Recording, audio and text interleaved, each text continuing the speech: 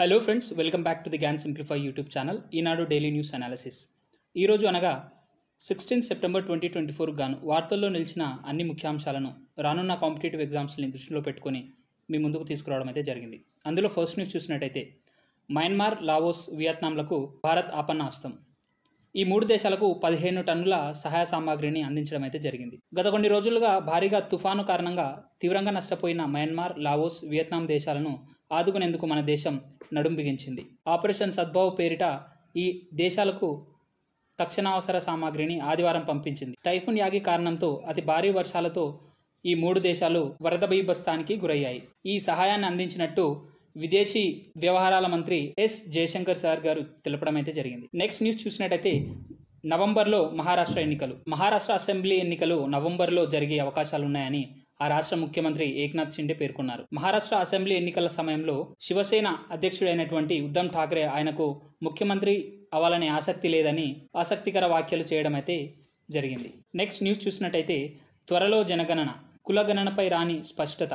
ఈ జనగణన అనేది శతాబ్దానికి ఒకేసారి చేపడతారు. ఈ జనగణనను త్వరలో నిర్వహించడానికి కేంద్ర ప్రభుత్వం సిద్ధమైనట్లు తెలుస్తుంది. ఈ మేరకు సన్నాహాలు మొదలుపెట్టినట్లు విశ్వసనీయ వర్గాలు ఆదివారం తెలిపాయి. అయితే కొంతకాలంగా పెద్ద ఎత్తున చర్చ జరుగుతున్న కులగణనపై మాత్రం ఇంకా నిర్ణయం తీసుకోవాల్సి ఉందని పేర్కొన్నారు.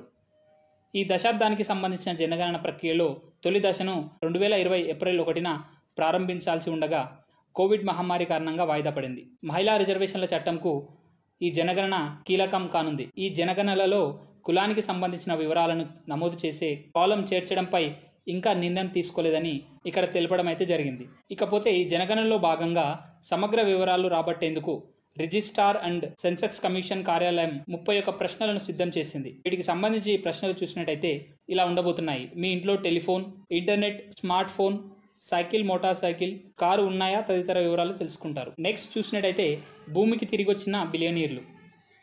అంతరిక్షంలో ప్రైవేటు స్పేస్ వాక్ నిర్వహించిన తొలి వ్యక్తిగా చరిత్ర సృష్టించిన బిలియనియర్ జేడ్ అజగ్మన్ ఆదివారం క్షేమంగా భూమికి తిరిగి వచ్చారు. 5 రోజుల రోదసి పర్యటన అనంతరం ఆయనతో పాటు స్పేస్ ఎక్స్ ఇంజనీర్లు అన్నా మెనోన్, సారా గిల్లిస్, మాజీ ఎయిర్ ఫోర్స్ పైలట్ అయినటువంటి స్కాట్ కిడ్ పొటిట్ కూడా పుడమిని చేరుకున్నారు. ప్రపంచ కుబేరుడైనటువంటి ఎలాన్ మస్క్ నేతృత్వంలో స్పేస్ ఎక్స్ సంస్థ ఈ ప్రాజెక్టుతో అంతరిక్షంలో చరిత్ర సృష్టించింది.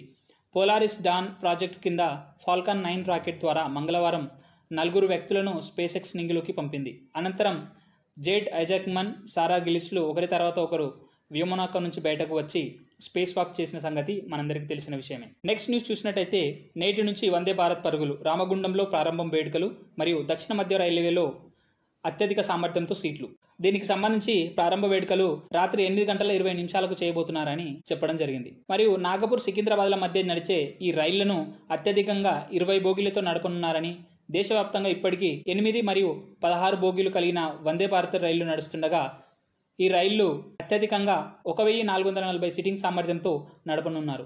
నెక్స్ట్ న్యూస్ చూసినట్టయితే వచ్చేస్తున్నారు సైబర్ కమాండోలు. అంతకంతకు అధికమవుతున్న సైబర్ నేరాలను అరికట్టేందుకు కేంద్ర ప్రభుత్వం దృఢంగా సంకల్పించింది. ఈ మేరకు భారతీయ సైబర్ నేరాల సమన్వయ కేంద్రం తొలి వ్యవస్థాపక దినోత్సవం సందర్భంగా పలు కీలక నిర్ణయాలు ప్రకటించింది. డిజిటల్ మోసాలపై పోరాటానికి తోడు వివిధ వసతులకు జరిగే నష్టాన్ని నివారించడానికి సైబర్ కమాండోలు నియమిస్తున్నామని హోంమంత్రి అమిత్ షా వెల్లడించారు. ప్రపంచ డిజిటల్ లావాదేవీల్లో 46% వాటా ఇండియాదే. ఈ ఏడాదిలో ఇప్పటి వరకు రూపాయలు 20.64 లక్షల కోట్లు విలువైన లావాదేవీలు నమోదయ్యాయని మంత్రి వ్యాఖ్యలు. భారతావనికి ప్రస్తుతం సైబర్ నేరగాళ్లు ప్రధాన శత్రువులుగా తయారయ్యారు. రోజుకో కొత్త రకం మోసంతో పోలీసులకు సవాలు విసురుతున్నారు. వీళ్ళ బారిన పడి జనం భారీగా నష్టపోతున్నారు. డిజిటల్ ఇండియా సాకారానికి సైబర్ నేరాలను కట్టడి చేయడం తప్పనిసరి.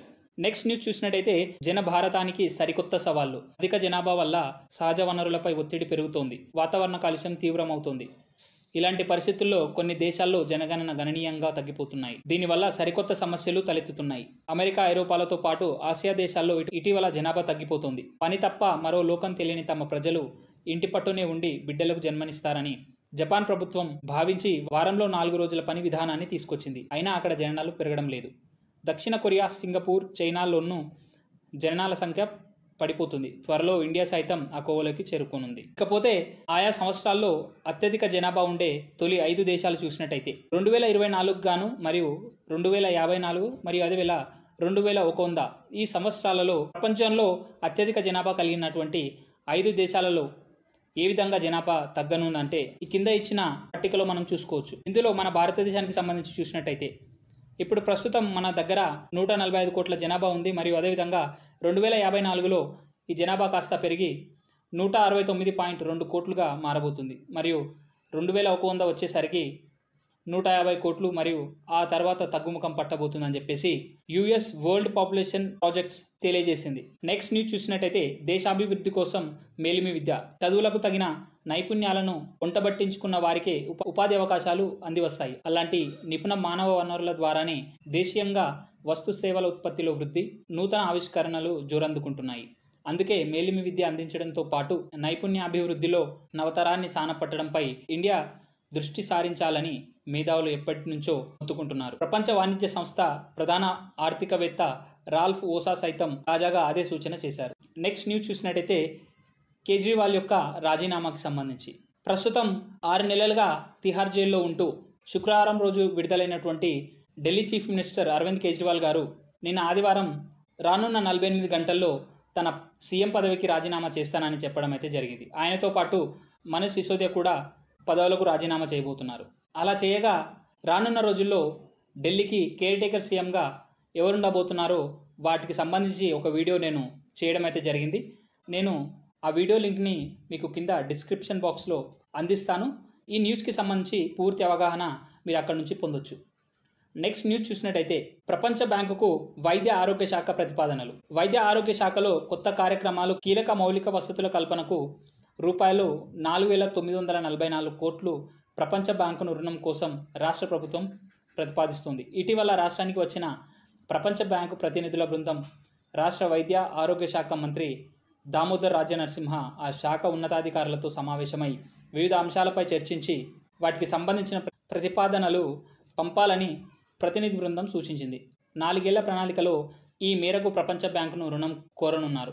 నెక్స్ట్ న్యూస్ చూసినట్టయితే నీరజ్ వేలు విరిగిన ప్రస్తుతం జరుగుతున్నటువంటి డైమండ్ లీగ్ ఫైనల్ బరిలో దిగిన Bharat javelin throw star Neeraj Chopra 2వ స్థానంతో ఈ సీజన్ ఉత్తమంగానే ముగించాడు. శనివారం ఫైనల్లో అతను కేవలం 1 సెంటీమీటర్ తేడాతో అగ్రస్థానాన్ని చేజార్చుకున్నారు. అయితే ఎడమ చేతి ఉంగరం వేలు ఎముకలో చీలికతోనే అతను పోటీ పడినట్లు తాజాగా వెల్లడించారు. ఇకపోతే ఇక్కడ మొదటి స్థానం చేజిక్కించుకున్నటువంటి అండర్సన్ పీటర్స్ 87.87 మీటర్స్తో రాణించగా మన నీరజ్ చోప్రా తన 3వ ప్రయత్నంలో ఉత్తమంగా 87.86 మీటర్స్ని విసిరి 2వ స్థానాన్ని చేజిక్కించుకున్నారు. ఈ రెండింటి మధ్య తేడా చూసినట్టయితే 1 సెంటీమీటర్గా చెప్పుకోవచ్చు. నెక్స్ట్ న్యూస్ చూసినట్టయితే జైత్వానీ అక్రమ అరెస్టు కేసులో 3 ఏపీ ఐపీఎస్లపై వేటు. సీతారామాంజనేయులు, కాంతి రాణాతాత, విశాల్ గున్ని సస్పెన్షన్. నటి అరెస్టుకు సీఎంఓలోనే వ్యూహరచన. ఒక్కొక్కరి పాత్రపై డీజీపీ సమగ్ర నివేదిక. ముంబైకి చెందిన సినీ నటి కాదంబరి జైట్వానీ అక్రమ అరెస్టు వ్యవహారంలో ఏపీలో 3 జగన్ భక్త ఐపీఎస్ అధికారులపై వేటు పడింది. నాటి intelligence DG P Sitaram Anjaneyulu, Vijayawada police commissioner Kanthi Rana Tata, deputy commissioner Vishal గున్నిలను ప్రభుత్వం సస్పెండ్ చేసింది. గత ప్రభుత్వంలో ముఖ్య నేతకు సన్నిహితుడైన పారిశ్రామికవేత్తను కాపాడేందుకు మహిళను, ఆమె కుటుంబాన్ని అక్రమ కేసులో ఇరికించి అడ్డగోలిగా వ్యవహరించిన ఫలితం ఇది. ఒకే కేసులో 3 ఐపీఎస్లు ఒకేసారి సస్పెండ్ కావడం ఏపీ చరిత్రలో మొదటిసారి. నెక్స్ట్ న్యూస్ చూసినట్టయితే ఫైనల్స్ గెలుస్తాం, 2029లో రాహుల్ను ప్రధానిని చేస్తాం. గత ఎన్నికలు సెమీఫైనల్స్ మాత్రమే. కాంగ్రెస్ కార్యకర్తలు ఎవరి జోలికి పోరు, మా మంచితనాన్ని చేతకానితనంగా తీసుకోవద్దు. బీసీ కులగణన తర్వాత స్థానిక సంస్థల ఎన్నికలు, రాబోయే పంట నుంచి సన్నవడ్లకు రూపాయలు 500 బోనస్. పీసీసీ అధ్యక్షుడి బాధ్యతల స్వీకరణ సభలో సీఎం రేవంత్. హైడ్రాను జిల్లాలకు విస్తరించాలి, చెరువులని తెలియక స్థలాలు కొన్న వారిని ప్రభుత్వం ఆదుకోవాలి. వారంలో 2 మంత్రులు నెలకోసారి ముఖ్యమంత్రి గాంధీ భవన్కు రావాలి. జిల్లాల్లో పార్టీ కార్యాలయ భవనాలు మరియు తొలి ప్రసంగంలో పీసీసీ కొత్త అధ్యక్షుడు మహేష్ కుమార్ గౌడ్. నెక్స్ట్ న్యూస్ చూసినట్టయితే ఎక్కువ బస్సులు కొంటేనే సాఫీ ప్రయాణం, భారీగా పెరిగిన ప్రయాణికులు మరియు ఈసారే 2457 కొత్త బస్సులు అవసరమని చెప్పేసి చెప్పడం అయితే జరిగింది. కొనుగోలుకు సంబంధించి రూపాయలు 905.23 కోట్లను కావాలని చెప్పేసి ఇక్కడ కోరడం జరిగింది. అదేవిధంగా ముఖ్యమంత్రికి నివేదించిన ఆర్టీసీ కొనుగోలుకు రూపాయలు 905.23 కోట్లు కావాలని ముఖ్యమంత్రికి నివేదించిన ఆర్టీసీ. ఇక్కడ చూసినట్టయితే ఏ బస్సులు ఎన్ని కావాలంటే అంటూ ఆరెంజ్ కలర్లో ఇచ్చినవి మారాల్సినవి మరియు ఎల్లో కలర్లో ఉన్నవి అదనంగా కావాల్సిన బస్సులు. అదేవిధంగా బడ్జెట్ కూడా ఇక్కడ చూపించడం అయితే జరిగింది. ఈ విధంగా మారాల్సిన బస్సులు రాజధాని బస్సులలో మారాల్సిన బస్సులు 100 బస్సులుగా మరియు అదనంగా కావాల్సిన బస్సులు 50. వీటికి అయ్యే ఖర్చు వచ్చేసి 70.50 కోట్లుగా చెప్పుకోవచ్చు. నెక్స్ట్ న్యూస్ చూసినట్టయితే షేక్ హసీనాపై మరో హత్యాయత్నం అభియోగం. 155కి చేరిన కేసులు. భారత్లో తలదాచుకున్న మాజీ ప్రధాని షేక్ హసీనాను తమ దేశం రప్పించేందుకు బంగ్లాదేశ్ తాత్కాలిక ప్రభుత్వం ప్రయత్నాలు చేస్తుంది. ఇదే సమయంలో ఆమెపై అనేక కేసులు కూడా నమోదవుతూనే ఉన్నాయి. తాజాగా హత్యాయత్నం కేసు నమోదైంది. దీంతో షేక్ హసీనాపై నమోదైన కేసుల సంఖ్య 155కు చేరింది. ఇందులో హత్య కేసులే 136 ఉండడం గమనార్హం. నెక్స్ట్ న్యూస్ చూసినట్టయితే పర్యావరణ విద్యను పాఠ్యాంశాల్లో చేర్చాలి. జాదవ్ పాయంగ్. దేశవ్యాప్తంగా గ్రీన్ ఇండియా ఛాలెంజ్. మాజీ ఎంపీ సంతోష్. ప్రకృతి విధ్వంసంతో ప్రపంచవ్యాప్తంగా పర్యావరణ మార్పులు సంభవిస్తున్నాయి. ఈ విషయంలో ప్రభుత్వాలు, స్వచ్ఛంద సంస్థలు, పౌరులు మేల్కోవాల్సిన అవసరం ఉందని పద్మశ్రీ పురస్కార గ్రహీత, ఫారెస్ట్ మ్యాన్ ఆఫ్ ఇండియాగా గుర్తింపు పొందిన జాదవ్ పాయంగ్ అన్నారు. అస్సాంలోని తముల్పూర్లో ఆదివారం జరిగిన గ్రీన్ ఇండియా ఛాలెంజ్లో మాజీ ఎంపీ జోగినిపల్లి సంతోష్ కుమార్, స్థానిక ఎమ్మెల్యే జోలెన్ దోయినరి ప్రజలతో కలిసి ఆయన మొక్కలు నాటారు. ఈ సందర్భంగా జాదవ్ మాట్లాడారు. విస్తృతంగా మొక్కల పెంపకం ద్వారా పర్యావరణ పరిరక్షణకు జోగినిపల్లి సంతోష్ కుమార్ చేస్తున్న కృషి అభినందనీయమన్నారు. పాఠశాల స్థాయి నుంచే పర్యావరణ విద్యను తప్పనిసరి చేయాలన్నారు. జాదవ్ స్ఫూర్తితో గ్రీన్ ఇండియా ఛాలెంజ్ను దేశవ్యాప్తంగా విస్తరిస్తామని స్థానిక సంస్థలు, ఎన్జిఓల సహకారంతో 2030 కల్లా అస్సాంలో 1,00,00,000 మొక్కలు నాటే కార్యక్రమాన్ని చేపట్టినట్లు సంతోష్ కుమార్ పేర్కొన్నారు. ఇప్పుడు కరెంట్ అఫైర్స్ చూసినట్టయితే అండమాన్ నికోబార్ దీవుల రాజధాని పోర్ట్ బ్లేర్ పేరు మారుస్తున్నట్లు కేంద్ర ప్రభుత్వం ప్రకటించింది.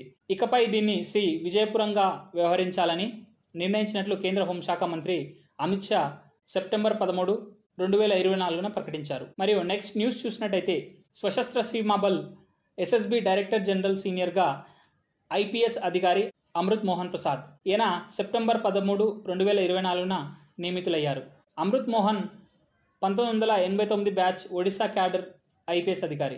మరియు నెక్స్ట్ చూసినట్టయితే పేద ధనిక తారతమ్యం లేకుండా దేశవ్యాప్తంగా 70 ఏళ్లు పైబడిన వారందరికీ 5 లక్షల ఉచిత వార్షిక ఆరోగ్య బీమా అందించాలని కేంద్ర కేబినెట్ నిర్ణయించింది. రూపాయలు 3,437 కోట్లతో అమలు చేసే పథకం వల్ల దాదాపు 4.5 కోట్ల కుటుంబాలలోని 6 కోట్ల మందికి ప్రయోజనం కలుగుతుంది.